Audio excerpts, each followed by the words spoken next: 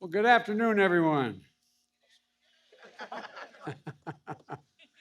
It's an honor.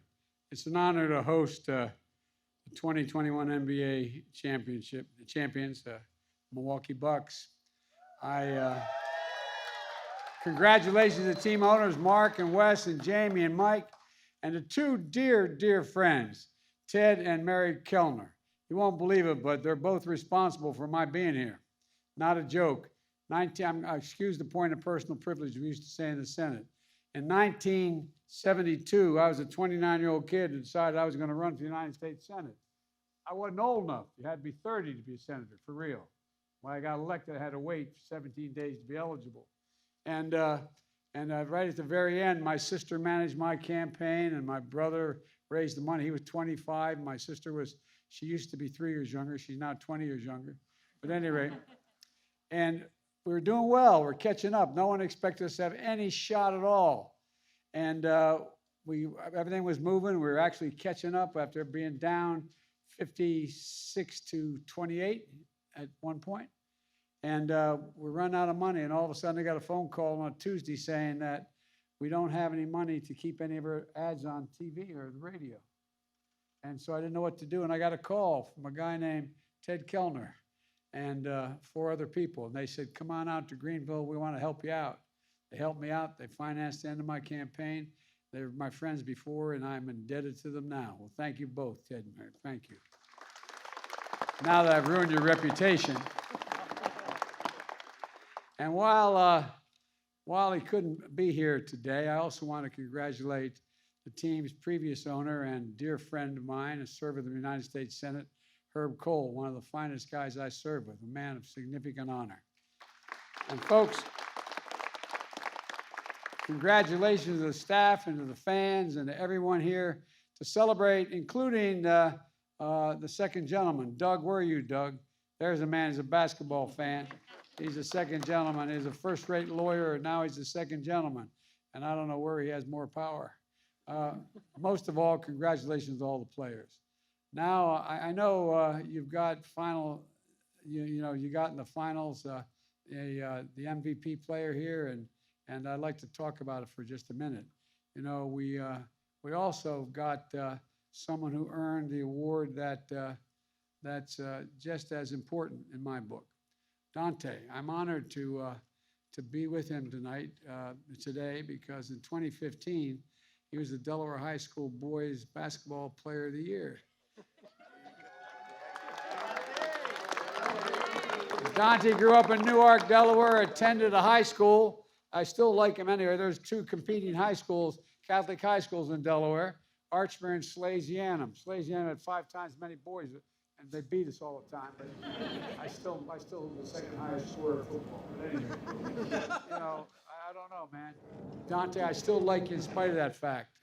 And and he won 2 state championships there. So he's used to this championship. And then he started at Villanova. And the Bidens are a sporting family, particularly my wife, Jill, who's, as she calls herself, a Philly girl. She takes it up a notch. She knows a lot about the sport, and she never forgives anybody if they lose. But, we went to the University of Delaware, Jill and I, years apart. And then she went on to Villanova grad school, and I went to Syracuse Law School. In 2016, we went to the Final Four to watch our teams play. And I watched Dante win his first of his 2 national titles at Nova. Dante, we're also proud of you back home, but I still like Syracuse. And to all the players, that's what you represent for so many people. Pride and decency. Just look at the enduring images during the finals. Thousands of fans celebrating in the Deer District and the Herb Kohl Way. You represented yourselves and your families, your organizations, and a great American city by staying true to who you are. You did the work in the off season and during the grueling regular season. In the playoffs, down 0-2 against Brooklyn, and then to make it, just to keep the owners and your coach and constant perspiring. On the finals, you were down 0-2 against Phoenix. But you never gave up. I watched. It was amazing how you came back. You always believed. And Coach Bud, you got them to play as a team. You know, Giannis, 50 points. 50 points. To seal Game 6, to win the Bucks' first championship in 50 years, since Kareem Abdul-Jabbar and Oscar Robinson won it for the Bucks. And the worst part is, I remember them both. I was a kid. Remember them both. Final MVP, two-time NBA MVP, five-time All-Star, and just named to the list of the 75 greatest NBA players ever. I might add that I'm proud that two Syracuse guys made it, Carmelo Anthony as well as Dave Bing. I actually was at graduate school when they were playing, and who played around this time, the time I was there. And at just 26 years old, you're just getting started. What makes it even more special is you won the title with your brother, who is here today, and you joined another brother already with a ring. What a hell of a family, I tell you what, man. I think you won the gene pool. And you still got two more, right? And sons living the dream of an immigrant family from Nigeria and then Greece in search of new opportunity. In struggles they always dreamed. Brothers who once had to share the same basketball shoes, all five of them, before they got to the NBA. I tell you what, I would have liked to have been there when that fight went on, who got the shoes when. But at any rate, I know your mom is so proud of you and is watching, and your dad's watching, looking down, watching over you all. And your baby boys who will grow up knowing that anything is possible. And that's the power of the team's example, and not just winning the title. Last year as a team, you took a stand for justice and peace in the wake of Jacob Blake's shooting in Kenosha, Wisconsin. And you've gotten people engaged. Now, it really mattered. I remember calling your coach. You've gotten people engaged in the vote, in the political process. You've encouraged fans to get vaccinated. You know, I just want to thank you. I want to thank Drew Holiday and his wife, Lauren, who, by the way, is probably a better athlete. You're good, but I tell you what, you married way up, pal. Jill and I watched her. Seriously, we watched her bring home the Women's World Cup in place in 2015 to add to her two other Olympic gold medals. I mean, what the hell, you know? And they're world-class athletes, and they talked about why getting vaccinated is so important, and to protect yourself and those you love and people around you, and it mattered. So I want to thank you both. And I'll conclude with this. This year marks the 75th anniversary of the NBA. During that time, we've seen generations of players define their eras with their styles and the play and their personalities.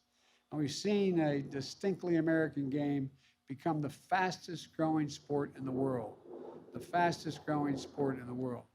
When I first went to Beijing to meet with Xi Jinping, he put me out on a basketball court.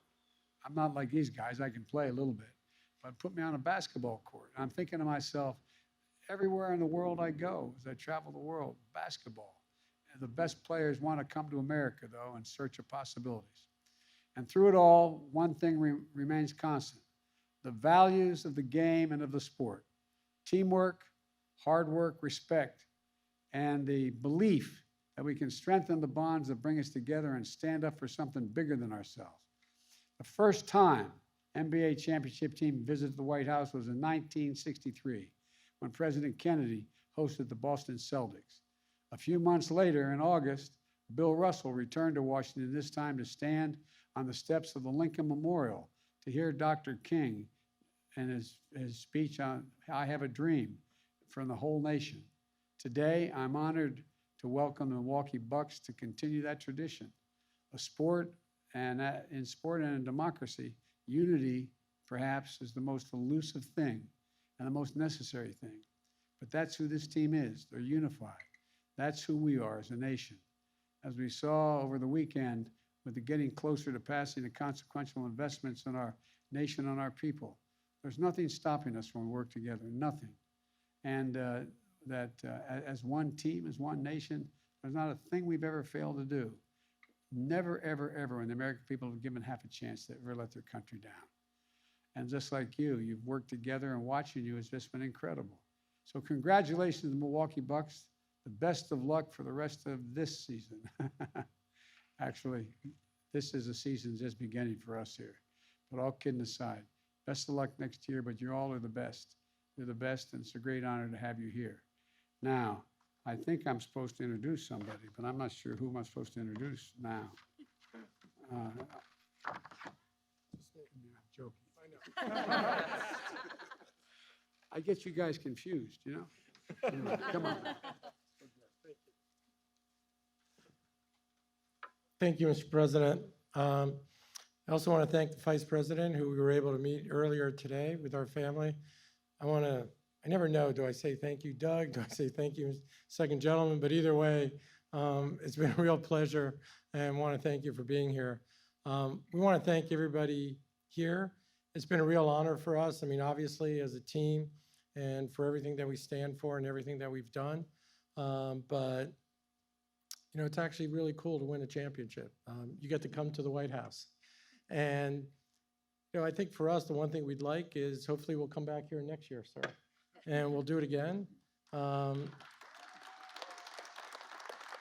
know, what the hell? Why don't we come back for the next 4 years? We'll just keep coming back. You know what? Let's do it for 8 years. And then we'll do it here. I think that's a good idea. It is, isn't it? So, one, we want to say thank you. I'm going to introduce Giannis, who really needs no introduction. As the president said, he led our team to the championship. So without further ado, Giannis.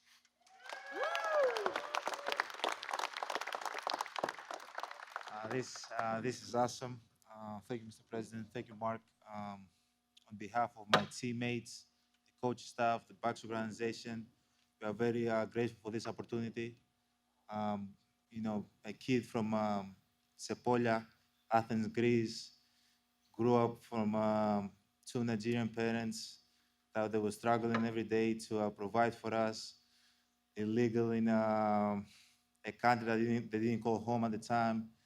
It's an unbelievable opportunity to be able to be in the White House, meeting the President of the United States. I could not be as honored and happy that something like this, I've accomplished something like this in my life.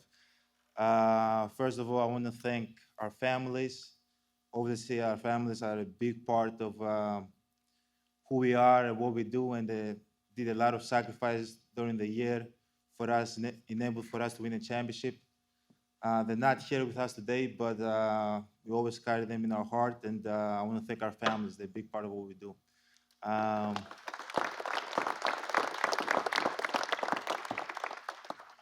Also, thanks to the Bucks fans. We have the best fans in the world.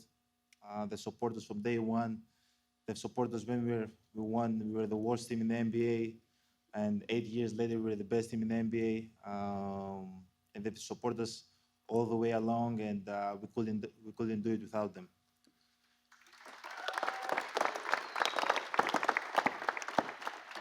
And also, you know, for everybody out there, this is a great example that, you know, with hard work, with sacrifices, if you dedicate yourself and waking up every single day and try to get better in anything you do, in anything you love, and believing in your dreams, you can accomplish great things in life. And man, as I said, I've done that my whole life, and I'm in the White House, and this is awesome.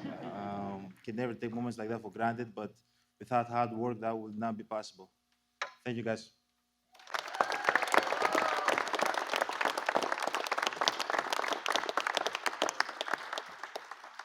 Well, thank you all sitting out there in the sun, and everybody out in that audience has been a great support of this outfit. And it's been a great honor, a great pleasure to get to meet some of the players, get to know them a little bit. And so I'll be not disappointed if I'm welcoming you back here next year, except that if the Sixers hear about that, I'm going to not be allowed in Philadelphia again. But all kidding aside, Thank you all for being here. And let me ask the staff, what are we supposed to do now? We doing a photograph? We're giving you the jersey. Give me a jersey. Oh, all right. Okay, man. Thank you. All right. There you go.